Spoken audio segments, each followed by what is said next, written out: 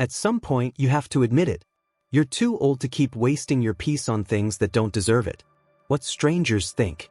Arguments that ended years ago. Adult children you can't control.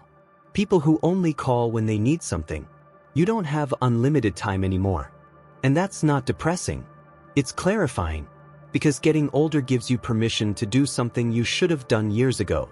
Stop caring about the wrong things. You ever leave a conversation, get in the car, and start replaying the whole thing? Why did I say that? Did that sound stupid? Why did he look at me like that? Maybe I should have explained myself better. Then you get home, make dinner, take a shower, get into bed, and somehow you're still in that conversation. The funny part? The other person probably forgot about it 3 hours ago, but you're still carrying it around. I've come to believe that's one of the most expensive ways we waste our peace, trying to manage what other people think of us. And when you're younger, I understand it. You're trying to build a career, find your place, meet the right people.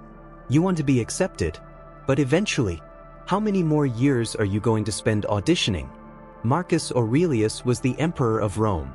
You'd think a man in that position wouldn't care what people thought about him. He did. Of course he did. He was human. But in his private writings, he kept reminding himself how quickly reputation disappears. People praise you. People criticize you. Then people move on. That's still true. You can spend an entire evening upset because somebody doesn't approve of your decision, while they're sitting at home watching television and not thinking about you at all. What a terrible trade. Now, I'm not saying criticism doesn't matter. Sometimes somebody tells you something you need to hear. Listen. If you're wrong, admit it. If you've hurt somebody, apologize. If your behavior needs to change, change it. That's character. But there's a big difference between correcting your behavior and trying to correct somebody else's opinion of you. One is your responsibility. The other isn't. Maybe somebody thinks you're selfish because you finally said no. Maybe an old friend thinks you've changed. Maybe a relative heard half a story and decided they know the other half. Let them. You don't have to attend every trial people hold for you in their own minds. And you definitely don't have to spend your remaining years trying to win every verdict. Be decent. Be honest. Do what you believe is right. Then go home. There's a strange freedom in realizing not everybody has to understand you. And sometimes, the people we have the hardest time letting go of aren't strangers.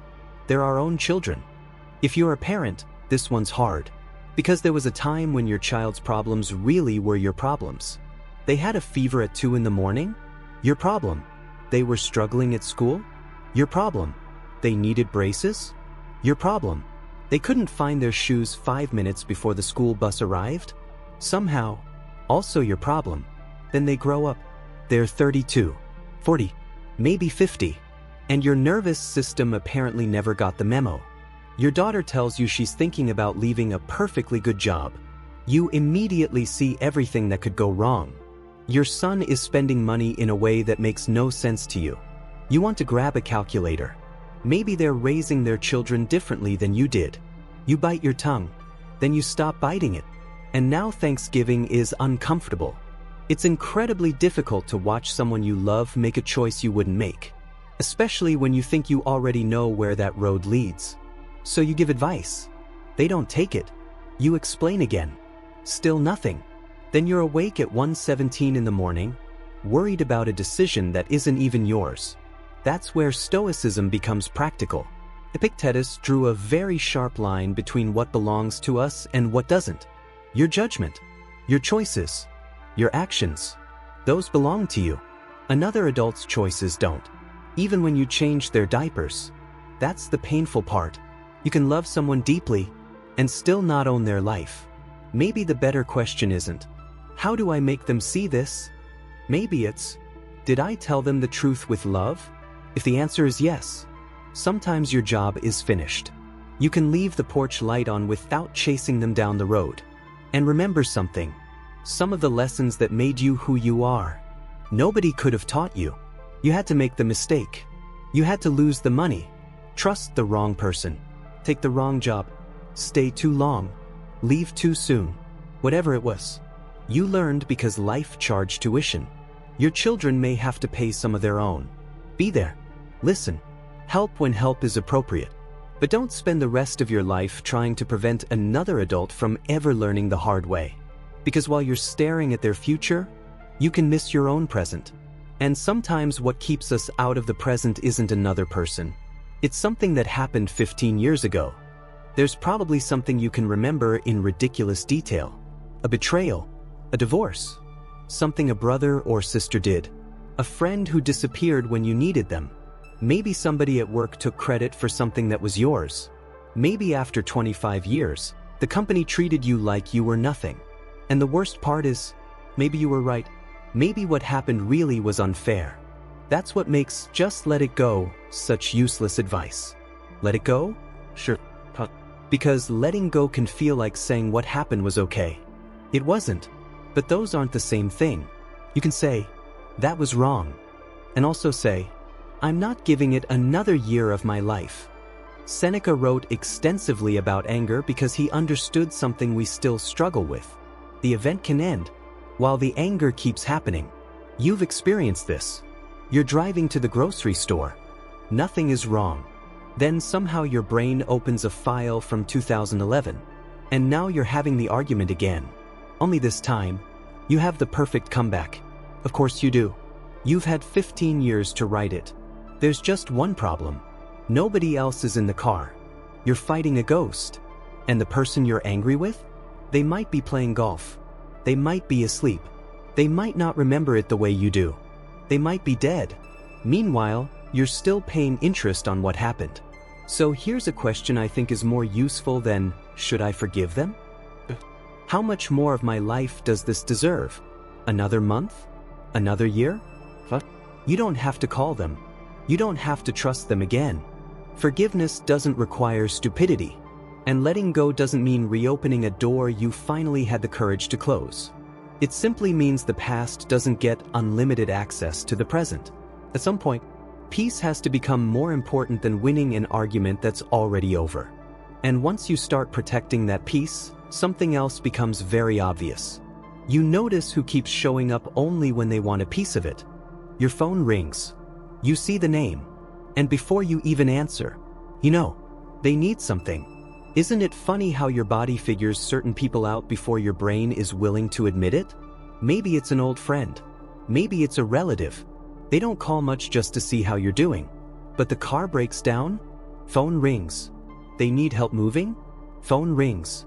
They're short on money? There you are. Their relationship falls apart at 11:30 on a Tuesday night? Suddenly you're their favorite person. Now, helping people is good. I don't want Stoicism to become an excuse for selfishness. That's not what this is. Generosity matters. Friendship matters. Family matters. But there's a difference between being generous and being permanently available to people who only value your usefulness. And by this age, you should know the difference. Your time isn't free anymore. Actually, it never was. You just notice the price more now. An afternoon you give to somebody else is an afternoon you don't spend with your wife, or your husband, or walking, or reading, or sitting outside doing absolutely nothing, which, by the way, is allowed. So pay attention to patterns. Does this person care about you? Or do they care about what you do for them? You don't need a dramatic confrontation to find out. Try saying no. That's it. I can't today. Then stop talking. This is where many good people get themselves into trouble. I can't today because I've got a doctor's appointment at 3 and then Susan needs me to. You already answered. I can't today. Watch what happens next. A person who values you will usually survive your unavailability. A person who values only your usefulness may become irritated. That's information. And if someone disappears because you stopped being convenient, you didn't lose what you thought you had. You discovered what it was. If you've had to learn that lesson the hard way, put one word in the comments. Enough. Nothing else. Because there's another way we waste an astonishing amount of life. And this one doesn't even require another person to ask us for anything. We volunteer for it. Comparison. Your neighbor buys a new truck. It's a nice truck. Yesterday, you were perfectly happy with your car. Today, you're on the Ford website. An old coworker posts pictures from Italy. They're standing somewhere beautiful, holding a glass of wine. You're sitting on your couch eating leftovers. And suddenly your perfectly decent Tuesday feels like a failure. Nothing changed. Your house is still your house. Your marriage is still your marriage. Your bank account contains exactly what it contained 5 minutes ago. Somebody simply showed you their life, and yours temporarily stopped feeling like enough. That's comparison.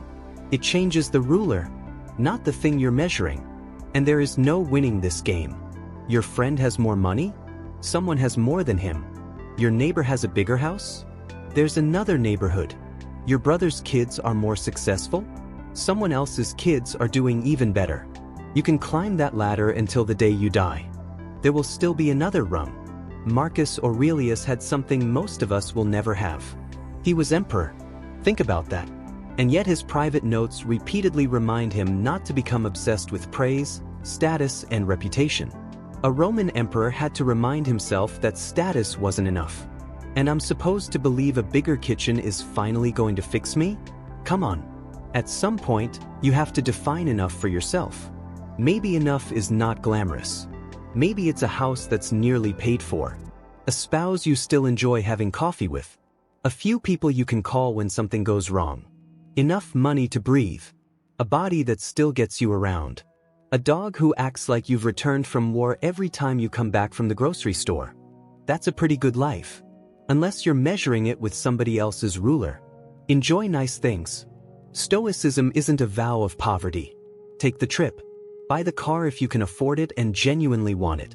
Just don't buy a life because somebody else made yours feel inadequate.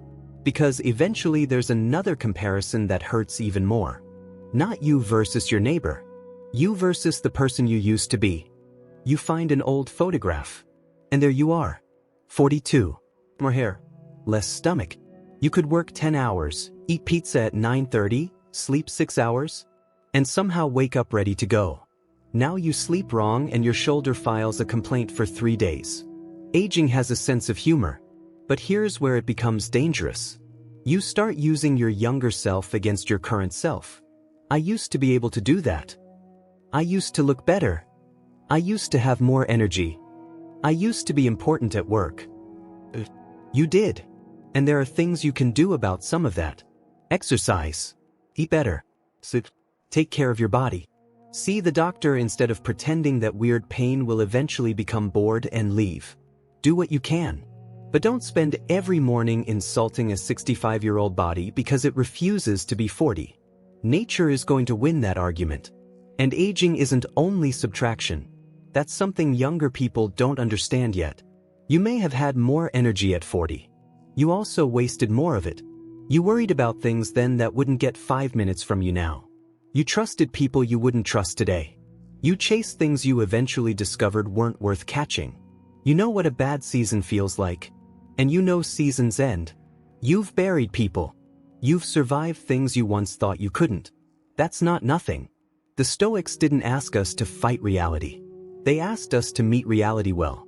And reality says, you're not going backward. So stop making backward the goal. Take care of the person you are now. There's still a life available to that person. Maybe a very good one. But you can miss it entirely if you're constantly mourning the person in the photograph. Which brings us to the last one. And I think this may be the most expensive habit of all. Waiting.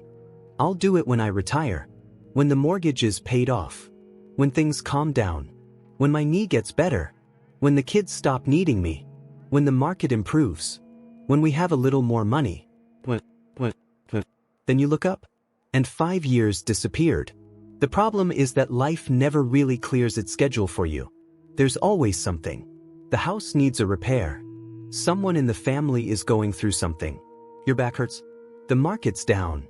The market's up and you're afraid it'll go down. There's always a reason to postpone living. This is why the Stoic idea of memento mori matters so much. Remember that you will die. That sounds dark when you first hear it. I don't think it is.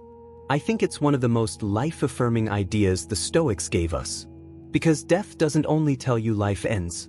It tells you today counts. Not the imaginary Tuesday 3 years from now when everything finally works out. This Tuesday. The ordinary one. Maybe you've been meaning to call an old friend. Call him. Don't send a text saying, "We should catch up sometime." Call him. Maybe you and your wife have talked about taking a trip for 6 years. Open the calendar. Maybe there's a restaurant you've driven past 50 times. Go Thursday. Maybe what you really want is one quiet afternoon on the porch with coffee and absolutely nothing productive happening. Then do that. You don't have to earn every peaceful moment by exhausting yourself first. That's another habit worth outgrowing.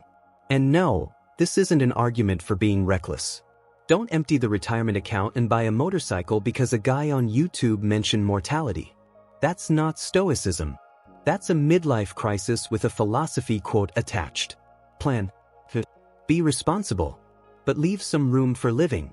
Because there will never be a morning when the universe sends you a notification saying, "All problems have been resolved. You may now enjoy your life." You have to begin before everything is perfect. Because everything will never be perfect. And one day, there won't be another later. When you're young, a year feels enormous. You waste one and assume there are endless replacements waiting behind it. Then somewhere along the way, a year starts feeling expensive. That's not bad news. It's useful news. Because now you can become selective. You don't have to care about every opinion. You don't have to control your grown children's choices. You don't have to keep an old wound alive just because it was real. You don't have to answer every call. You don't have to compete with somebody else's life. You don't have to apologize because your body has changed. And you don't have to keep postponing the ordinary things that make being alive worth it. Look at where your attention goes. Look at where your peace goes. Look at where your time goes. That's your life. Not someday. Not when things calm down. So handle what belongs to you. Let go of what doesn't. And be a little more careful about what gets another year of your life. Because getting older isn't only about having less time. If you're paying attention, it's about finally understanding what your time is worth. And maybe that's one of the best things age can give you. If one of these 7 hit closer to home than you expected, tell me which one in the comments. And if you want practical Stoic wisdom for the problems life gets harder to explain as we get older, subscribe. We'll keep working through them together, one day at a time.